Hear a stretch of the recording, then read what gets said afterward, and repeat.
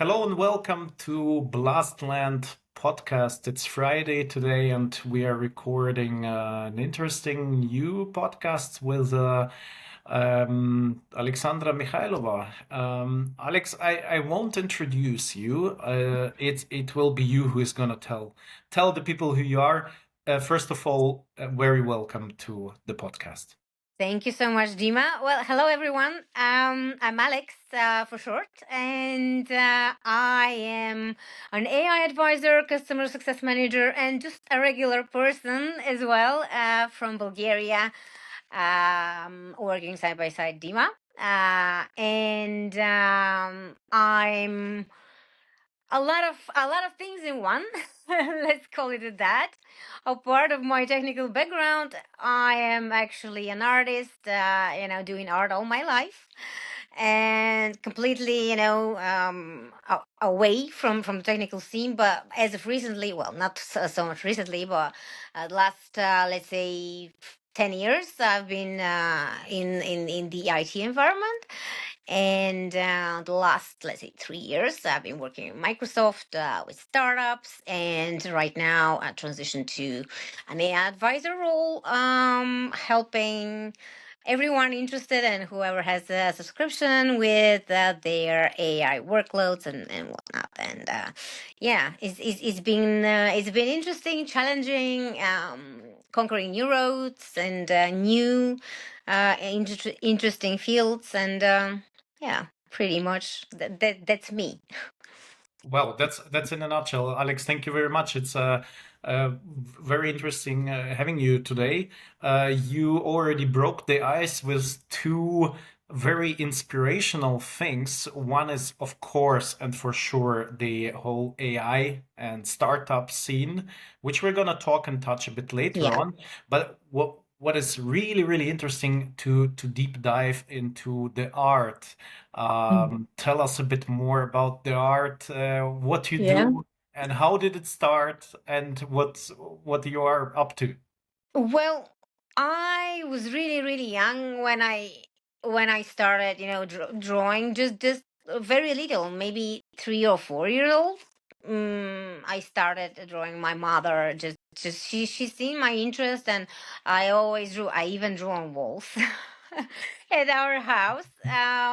And when I started school, like first grade or something, I decided that fashion is my one true calling, and I really want to go for and do designs and design clothes. And ever since then, I non-stop started drawing fashion design. Even like we were second or third grade, we were selling our fashion designs among our schoolmates, with another friend of mine, and we were just imagining that we're gonna have this fashion house and whatnot. So it was just really a passion of mine ever since I was young. Of course, it definitely was showing in my choice of clothes and everything, and it was just like, a huge, and it still is a huge part of my life, though I haven't pursued it after I graduated school, because I started photography, which was a very spur of the moment thing. But my parents, they are photographers. So my dad is also a videographer of us, and my mom too. So it was kind of like a natural calling, to just do art. And it always is present in my life. Like in the decor of my house, you'll see art. Within my clothes, you'll see art. And what I'm doing right now is, well, actually apart from art, but I'll tell you later about it.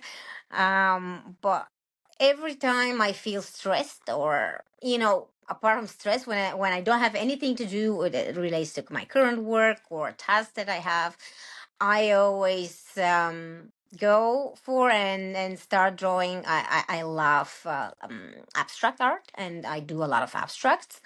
But I like drawing. I like coloring books for adults, which is a thing I use for stress management mainly, because it's a great way to chill, to relax, and just to take your mind off of your stressful day if you have such.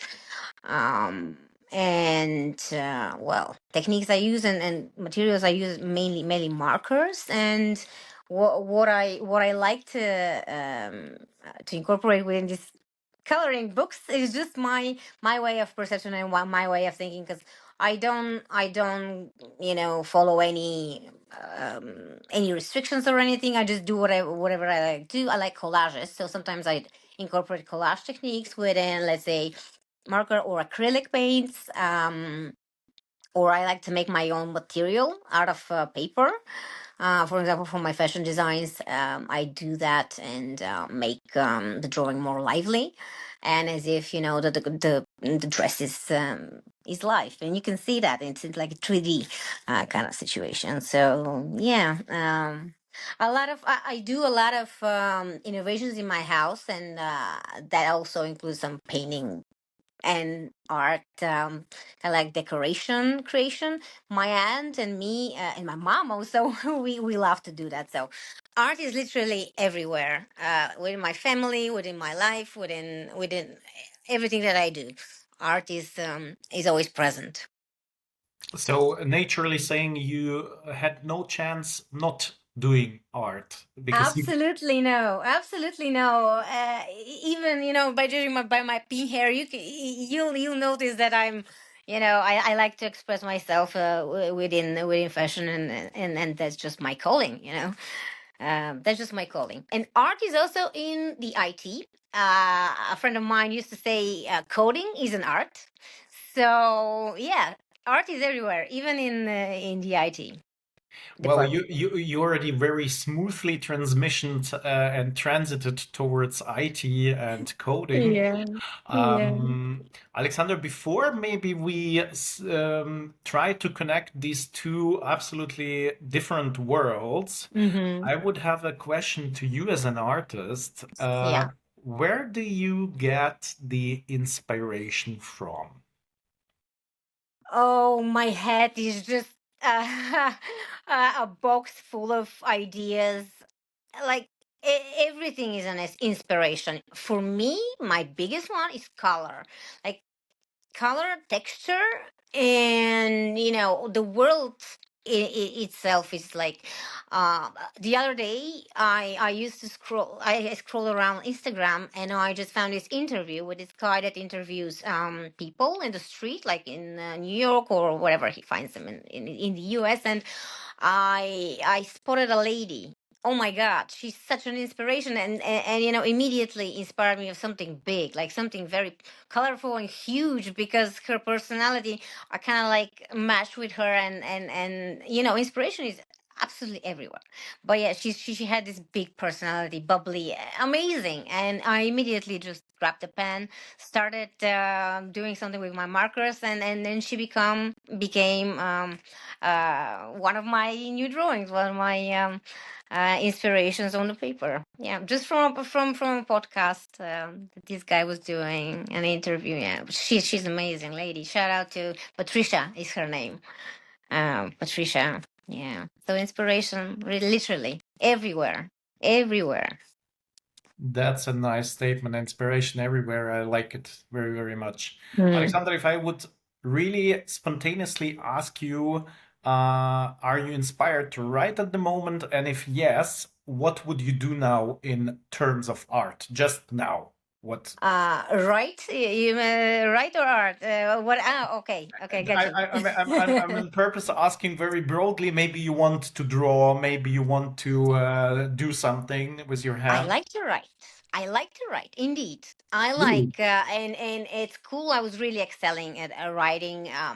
I'm naturally a very witty person, and a very I like sense of humor. I kind of like sarcasm. So let's say, if I would to write something and it's gonna be art inspired, then it would be some witty, funny piece. Definitely it will have a lot of sarcasm in it. It could be, in my current setting, where I'm located and I'm actually born. It's a lot of art, as well as a lot of fun and sarcastic things to say and write about. But you know, um, I was thinking about writing an article uh, as of recently, and probably perhaps have my own blog. But this is just, this is one of the things I keep in the back of my mind, and how busy we all are. So sometimes it's just doesn't there's not enough hours in a day. I would say that. But a friend of mine told me that I should write advice columns because I'm good at giving advice. So and of course it would be advice on fashion and whatnot. But yeah, he said that I should do that, and I should become like, what he called it, a super chat, give ideas for free, and write in my blog for art and in fashion. And yeah, I might take upon this offer eventually when I have time. When, ideally, That in sounds the really, future. really, really fascinating. Alexandra, all artists, I think, they have it's generally when you're creating something, it's more or less very inspirational process of creativity and something what you see or somebody who you see, as you mentioned before. But do you have moments in life where there is the so-called writer's block or artist block where you just can't do something, you are like empty? Did you get these Mm. moments in life already? Yes, yes, like everybody else, I do too. When you're discouraged, and there's such a situation and things happen in life where you just stuck. And it happened to me recently, not so long ago, due to some things in my life. But I I was thinking to myself, I should be doing, I should color at least. I should draw something, just because I don't want to be stuck in this loop where you cannot find an answer and you cannot start, doing what you love, because this is pretty much what I love, and without it, I just, sometimes I say, ah, there's no purpose. Like there's nothing else left. Like if I start drawing and coloring, and then what else is there? So yeah, like everybody else, I do too. And just my advice would be, if it happens to happen to you, like, just just go with the flow and don't force things, because when I force things, it doesn't come naturally, so I let myself sometimes be in a moment, just let it go, be in your, as they said, or depressed moment, however you call it. It's gonna pass, and then when it happens great. It will, you'll translate yourself in the paper, and it will be magical, for sure. That's a fair advice. That's an absolute Mm. advice. Be yourself, listen to yourself, follow your heart, and let it be, as Paul McCartney would sing. And it Oh be. yes, yes, absolutely, absolutely. That's the goal, absolutely. That's great. Mm, Alex, I will switch a bit the Mm. field, but we will still remain in the same Sure. creativity inspiration field. Basically, my first and very initial question with this regards Mm. is, how is a creative person like you uh, being in such a quite structured, we call it IT. Yeah, it's not IT. It's not just IT. It's everything Mm. associated with numbers, with formula, with coding, prompting, whatever. How does a person like you come into this field? What is the way into that? That's something really interesting to know. Well, It I've always been a person who, despite of my art background, who liked structure. And I like to follow certain rules, not all, but I like to follow, structures where I feel my personal feeling is that it's like for good. Same as AI for good, I do believe and have my own philosophy that whatever I believe that is for good and is for the greater good, then I don't mind, following and being part of that. But at the same time, how I became part of the IT world is that when I was younger, I love helping my grandfather fix things. And not only fix things, but create and fix, both things. They go together. So I was really into fixing things that are broken, and later on I translated this into my own personal computers, which I broke two maybe in my attempts to fix them.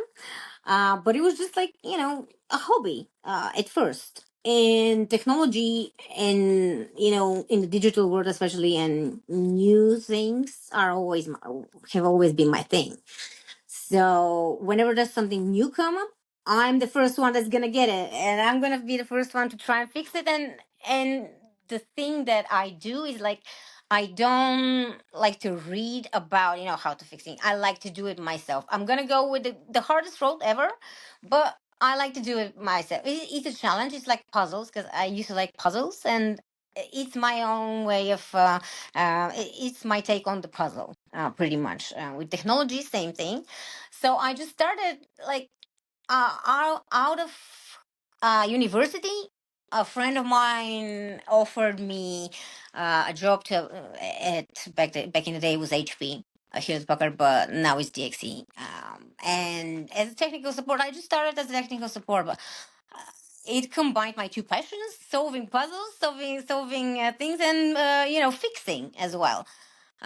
So that's how I started, just like out of the blue, and eventually, progressing within the structure and changing jobs and whatnot. I just became more and more involved, and I never thought that I would be learning so much within my time, and actually growing so much, because when I started and where I'm now is like light years. And I didn't even have the high school or the bachelor degree to do so. But thanks to the people I've worked with and the companies I've worked at, I am what I am today. Even though I'm an artist, I consider the IT world also an art, and a place for us as well, the artists, because there's a place for everybody who enjoys technology, who likes to, being part. And to say the least, AI is gonna be, it is already a big part of our lives, and it's going to be. So I definitely recommend, if people uh want to be in in this current world, that then better crack and learn some interesting things that gonna help you later in life. Okay, we already dropped a couple of times the word AI. Of course, it's on the wave at the moment. Yes. Anyway, when did you first time hear and deal with any sort of form of AI? When was it? The first time that you recall? Well, AI is literally before we even started dropping this word a lot. AI was here a long time ago. Even in your Excel algorithms and Excel formulas, it's kind of like incorporating the rack functionalities, as well as your system type. It's and computer itself with the AI functionalities too. So, but in light of recent years, yeah, I can say that it was quite some time ago, and it was at a job back in the Netherlands, where I used to live, and I was working at Nike uh, as technical support and everything else. But the devices that they have and the technologies back in the time, and I'm talking like, yeah, it was maybe 2000, and I'm gonna lie about the year. I don't know. Not sure. Maybe it was 17 or 18. I'm not sure. Maybe one of these 2 years. So it started to become a bigger part of our lives back then. And most people were just like slowly getting to know and getting to learn about it. Uh, but lately, as of 2 years from, especially OpenAI, it became like a thing, a real thing. And I remember when that happened, when I was working for the startups, I remember that every startup was just like wanted to get in, wanted to be in with AI, and yeah. For me personally, what I'm excited about within AI is the way that, for example, people that live alone, old people, all that social thing, they are going to be profiting the most, benefiting, sorry, the most out of AI and what's currently going on and what's going to happen. Especially, whenever you feel alone, that they're building, bots that will be your companions. And it may sound funny to a lot of people, but it's not funny when you live alone, when you're old and there's nobody around you.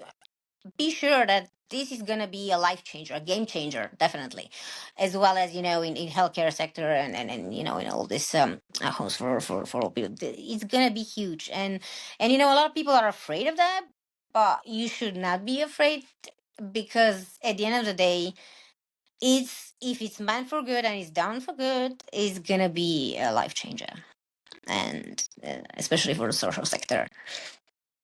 I kind of fast forward a bit, but this is No, something that I'm passionate about, and in Bulgaria, a lot of people are actually scared of AI, which is understandable. But at the same time, you should not be afraid of new technologies, because it's the way the world works. remembering the end of 90s when the credit cards came broadly. Oh, You remember the times yes. where our parents would ask a big fat question, "What the hell is this piece of plastic?" Yeah, yeah. And I remember, do you remember the big phones, like the mobile phones? It was like such a huge thing when mobile phones came. Wow. And the whole cycle, and how we came with the big phones, and now just again back to the small ones, with the flip. It's such a funny thing, you know. It Yeah, is. It is. credit card was a big thing though. Yeah. Alexander, I don't know, I personally, because there are so many discussions on social media, and Mhm. everybody's trying to put his 5 cents inside, which is clear it's a topic nowadays. Yeah. Many critical voices were, of course, saying, yeah, AI will be stealing jobs, is more into digitalization. People are anyway unsocialized, already hanging out on the social media all the time. But I don't know how you see it. What I noticed in the recent 6 to 9 months, that thanks to the AI stories and development, people restarted gathering and talking again, and there are no borders and limits anymore between an artist, a professional coder, or a guy working in trading. So, like, these people start to come together, and this never happened before. Yeah, yeah, and I would agree. Well, my take on, like I said earlier, for me personally, it's at the same time good and bad. The one thing that it probably is not the best area would be art, because a lot of people in the art scene, they feel like their art's gonna be replaced, by AI, and it might as well be. However, it's part of our nature, I think, that we like to get the feel of things, you get a touch of things, right? So there's nothing better than when you are able to touch, like a painting, to touch to feel, the paint, to feel everything. We are creatures that like to get the feel of things. So in that sense, within the art, I don't think it's gonna replace an artist and the actual job that you can do. I heard also a lot of actors are being, worried about their trade, which again, it's understandable. But if we follow the concept for good, and don't take it further, like to extreme, which society actually has a tendency to do that. But if we assume that it's going to be for good, then I'm all up for it, but of course, with a certain being mindful that technology is one thing, but still we have real life. And what you said is for me is also true, because people started to think more about what they're saying, and being more off social media and interact more. And I've seen it during the pandemic. I remember that I really was freaking out what I'm gonna do, because I like partying and socializing with my friends. But there's one aspect that it will never change. Like, people are also social creatures. We love to socialize. We will do it off social media, on live. It doesn't matter. So AI won't replace that. It's going to be even another own feature. Like I said, the bots and how it's still an interaction, right? And it's still a good thing for you if you're, let's say, an old lady living alone, and you don't have your kids around, and you don't have anybody around. Well, AI is gonna be your, I know it's a bit much to say it's your friend and companion, but in reality, and it's what's coming, it's actually yeah, it's gonna be saving lives as well. But in what you said about the jobs, well, I have a bit of an extreme opinion on that. Well, pretty much, I'm gonna say it. I'm gonna be as honest as it comes. For me, and especially I'm talking about here in Bulgaria, there are people that can do a lot more in their lives than you know floating. So for me, if you haven't invested in your future and in your knowledge, and if you're not in with what's coming and what's happening, and if you're not interested in that, then by all means, yeah, your job might be at stake. And there is something, and a lot actually to worry about. So in terms of your job, so best to invest in yourself and learn, and knowledge is key within AI as well. Knowledge is key. Deep learning, training yourself, same as you train a model. It is part of the life. So for those of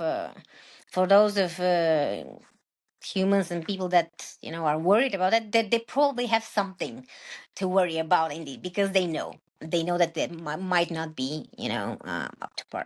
And I know it's kind of like extreme, and I know it's a bit judgy from my end, but everyone is just working towards bettering themselves. So I think everybody should. You want to be your best self.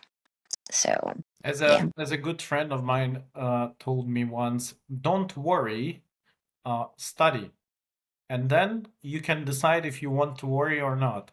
Absolutely, it's 100% spot on. And studying, but also life experience, because life experience teaches you. I think, and in my case, it taught me the most. And yeah, socializing with different people, also knowledge that I cannot replace it or put a price on it, because it's absolutely priceless. Meeting people. Mm. Probably I'm mistaken the word. Study AI or take your time to take a look at the AI. Yes. You can begin. Yes, the ex- yes, absolutely, absolutely. Well, there's lots of theories, and people like to put their spin on, but me, I try to look into in like a positive or maybe more neutral side. I like to think that everything will turn up for the best, hopefully. We and myself and we also at Blastland we see actually AI in a nutshell as because I play the piano and the guitar as well. Oh, wow. So we see the whole AI as a musical instrument or a piano, but the musician and the notes and the melody, it comes from you. Yeah. So Absolutely spot on. That's brilliant. That's brilliant. Yeah, same as her. The canvas, and then you are behind the canvas. So uh, it was us as humans and as society. It's up to us how it's gonna turn up, and how it's gonna be, if it's gonna rule our lives and take advantage of our good nature, or the opposite. So yeah, I think that's the biggest. biggest thing. Nevertheless, I would like to make one stop, a small pit stop, Mm-hmm. in the arts. So, as you mentioned before, many or some of the artists are deeply worried about AI conquering their world, and without having any space for real art and real artists. What Mm-hmm. what is your vision on this? How far is AI a real threat to artists, or maybe the other way around? What do you think? Well, it's yes and no. Well, when I finished my bachelor's degree as photography, and what I've seen, I'm gonna start with that, is that same thing, kind of similar to AI. Well, you notice when, because I had couple of years I was working and I got paid for my work and whatnot. But I started seeing that everybody without a degree, without really a knowledge, and without the vision, because you cannot be a photographer without having the composition in your head, and you get the feel of everybody can do a pose in their camera, they can buy camera, they can do whatever, but if you don't have the vision and the composition, um, you're pretty much doing nothing. So it will lack quality. Same thing with AI. I think it's proportional. A lot, yeah, you can do with AI. You can create an image. You can do that, but people, like I said, we are visual, and we like, and we like to and we like the feel of it, the feel of things. So I think it's for two kinds of people. There are these that gonna appreciate the AI, but there are also these that gonna still cherish the real artisan, the one that really gets creating and things done. So there'll always be two part of people, two types of people. Sorry, within every aspect of our life. Same with AI, same with art, in everything. So yeah, I think artists will still gain the credits and um get to express what they want to express in the different types of aspects and areas and fields. So yeah, for me, it's like you always have choices, right? It's all about the choices.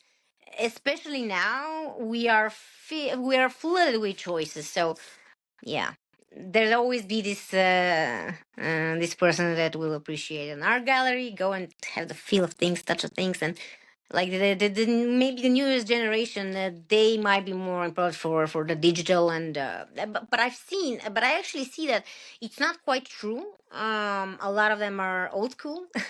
Despite the fact that they're very young, they appreciate the good fine things in life. So yeah, I think we'll be safe. We'll be safe. That's a good statement. That's a good statement. Mm. Alexandra, I will change a bit the platform. Yeah.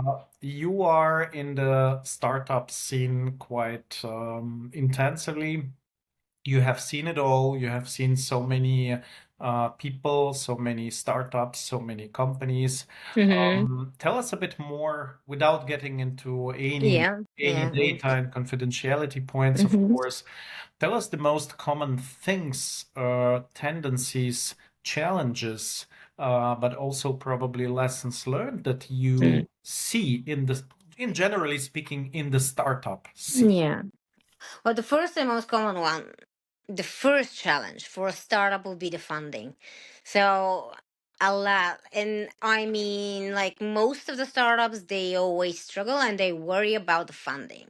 So what's gonna happen after I'm done with the program? What's gonna happen to me? How will I find investors, and how will I get by? Yeah, you receive some credits, for example, from the Microsoft program. Yeah, you have a vision, and yes, you have the technical background, but on the financial side, there's we always worry about that. So that is the first thing, in terms of challenge, and the second, and I'll say it's a big thing, and it's even more important than funding. That's your concept, your idea in terms of technical aspects. So a lot of people think that, oh, okay, I'm gonna make a startup. It's super easy. I'll apply. I'll get the credits. I'll do that, this and that. And what about the actual development phase?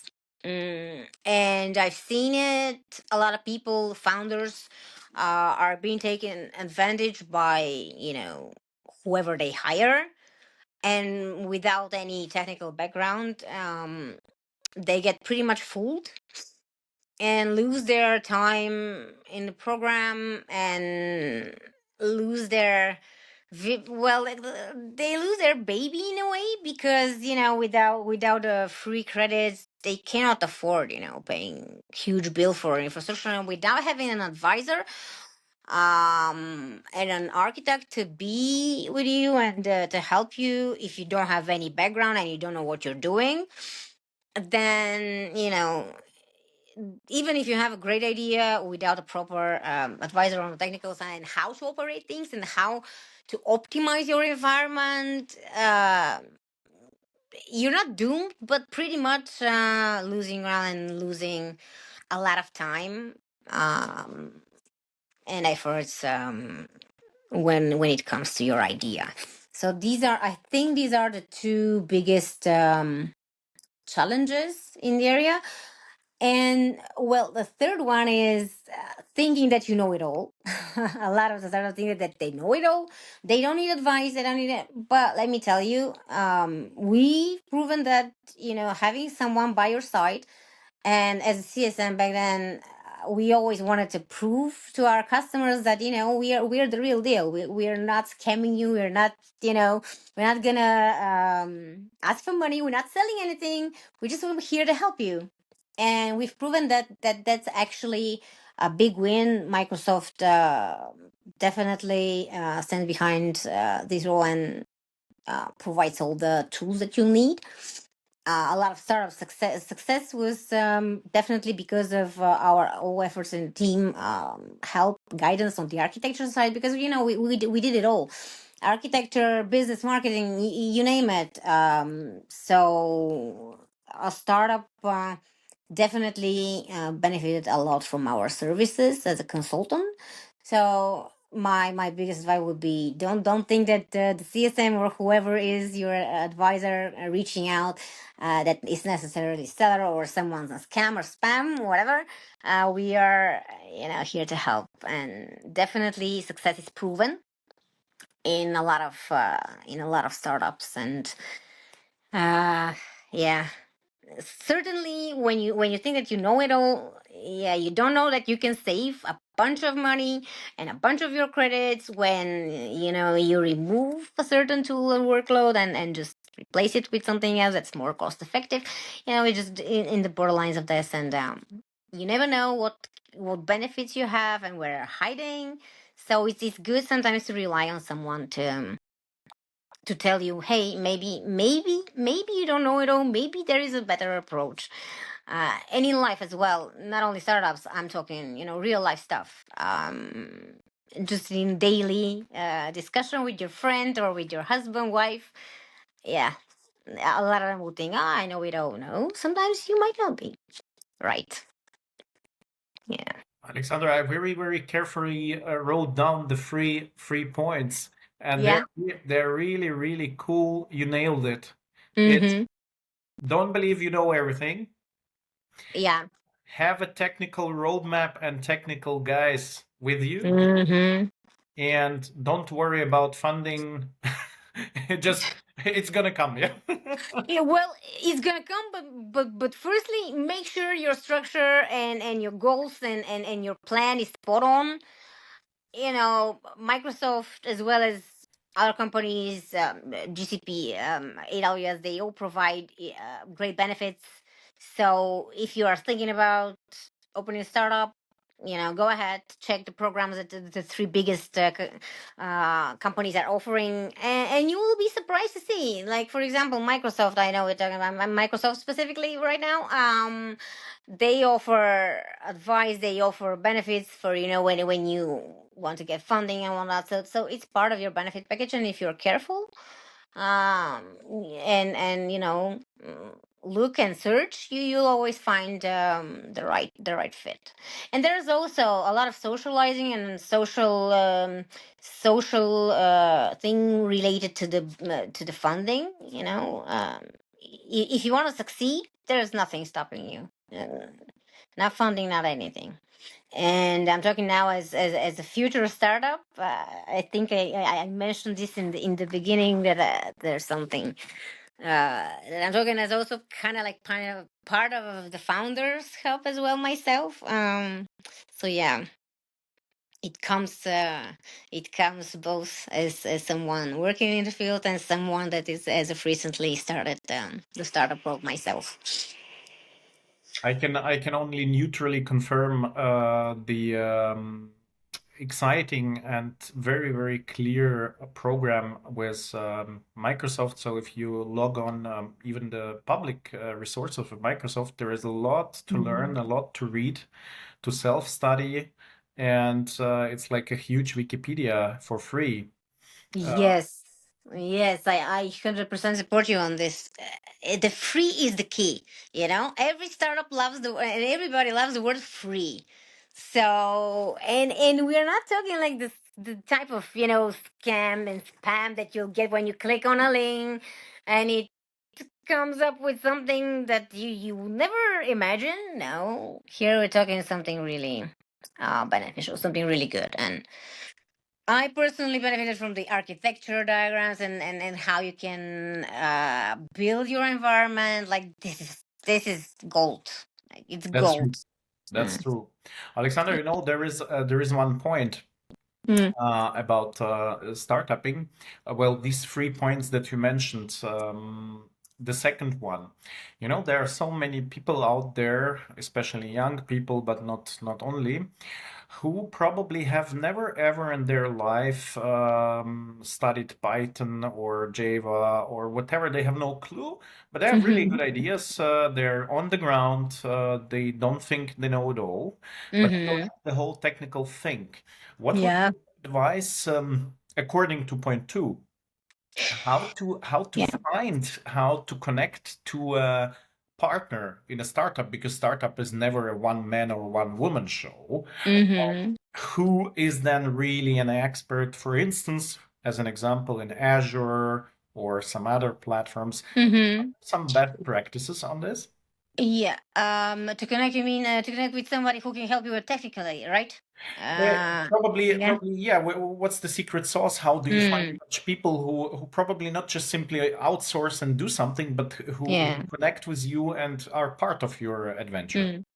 Well, the first thing is that whenever you are joining, I'm going to talk about Founders Hub and the startup program at Microsoft, you'll be getting an advisor. Eventually, when you reach a certain level of credits, you'll be assigned a mentor or an expert, so to speak. But within Founders Hub, there's a great portal which I'm also part of, and it's called the Expert Network at Microsoft. If you want to put the links for the people that are listening, feel free to do so. So in the export network, you can find literally the type of person that you want to help you technically, marketing, business strategy, you name it. But apart from the startup strategy in Microsoft and Founders Hub, there is in YouTube channels that you can find a lot of great guidance, and Microsoft has a YouTube channel as well. I'm pretty sure GCP, AWS, everybody has, where the people that are doing the training and the episodes and podcasts, these people are technical, and a lot of them they offer advice on the side. I've seen it with a lot of them that you see presenting the videos. They offer advice and consultation, so you never know where they can come from. One thing, it's like your official advisor at Microsoft, GCP, or AWS, because they assign CSMs to everybody when they reach certain goal. Then you have the basic Google search. When you search for information, you'll spot on a video. Go to this YouTube channel, to AWS, Microsoft, or GCP, and start from scratch. Start from there.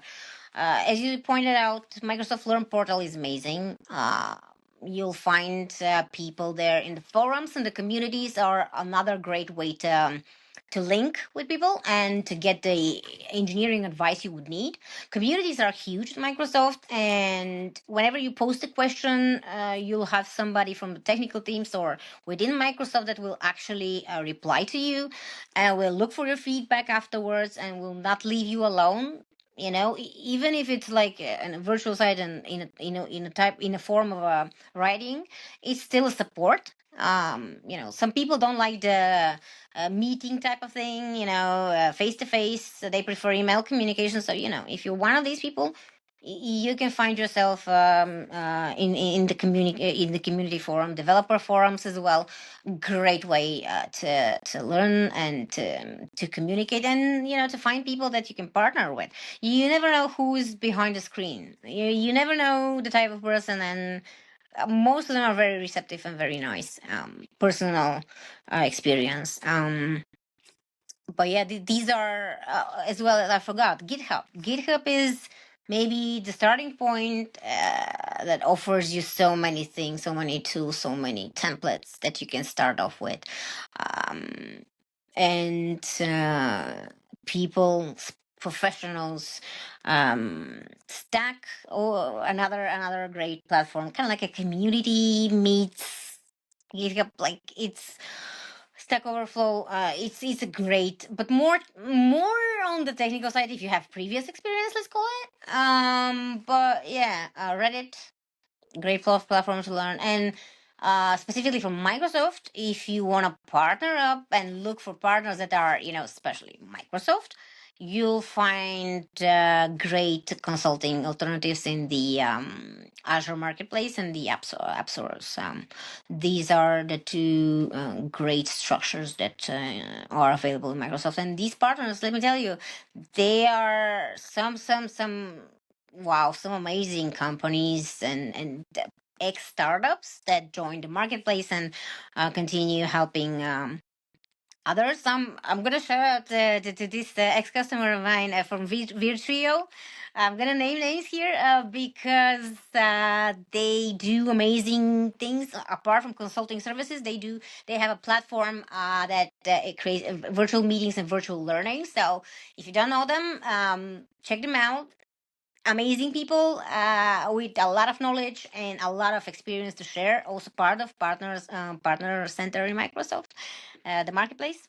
So one of these great startups that I had the pleasure to work with, and they offer their services as well. So, like I said, you have plenty to choose from. And I personally myself, as someone who is just starting with, this whole route, I'm gonna be reaching out to some of these myself because I don't have any coding experience. I have architecture experience, but some of the technical things, and even with what is currently offered, I might need a helping hand, and I'm sure I will need a helping hand. So I'm gonna be doing this myself personally, not rely only on friends and whatnot. So yeah, definitely advice from me is just try it on. Expert network, first thing as a startup that you should get yourself onto. Well, Alex, I can definitely tell that today's podcast is gonna be a golden mine for all startups because you Yeah. provided so many deep and clear advices and just tips for young startups what to do and how to do.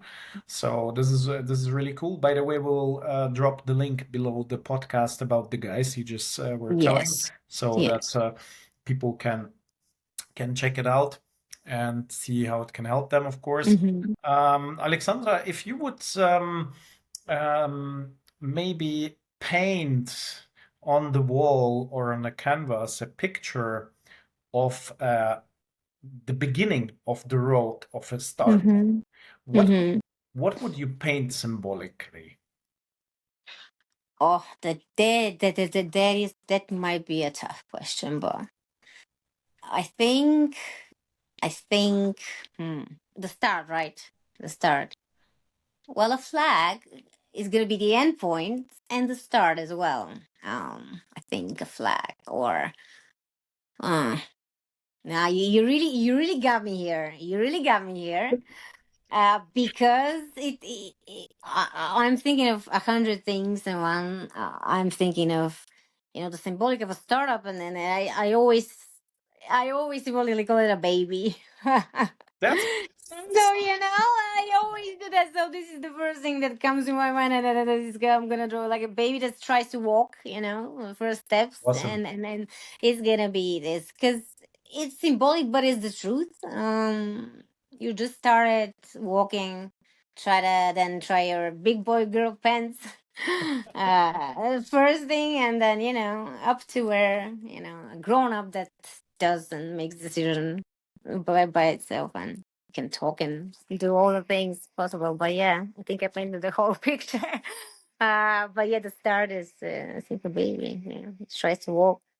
I say. That's awesome. That's Mm, awesome. I love it so much what you said. That's great. yeah.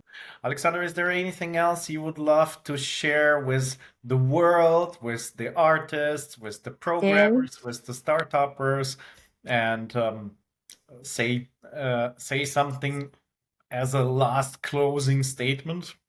Well, I would say that don't hesitate to dream big. Like dream big. Um and to open a gap for some people and for startups, if they wanna, go into the newest thing and the most interesting, that would be drones.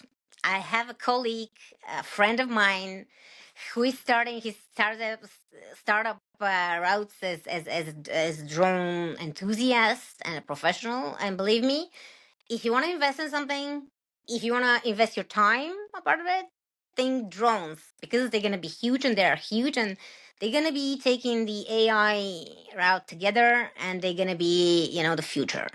So drones, AI, but don't forget, your souls and the social aspect of things and that we are humans and we like to interact with everybody. And yeah, don't rely solely on the digital.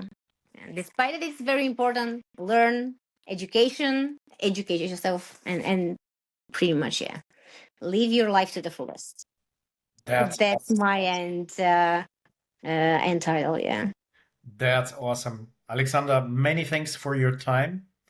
And we wish all our listeners and yourself, of course, a very, very sunny weekend Thank you. and all the best. Thank you very Thank you so much. much, Dima. Appreciate your time and inviting me. And enjoy your weekend, everyone. You too, and the family.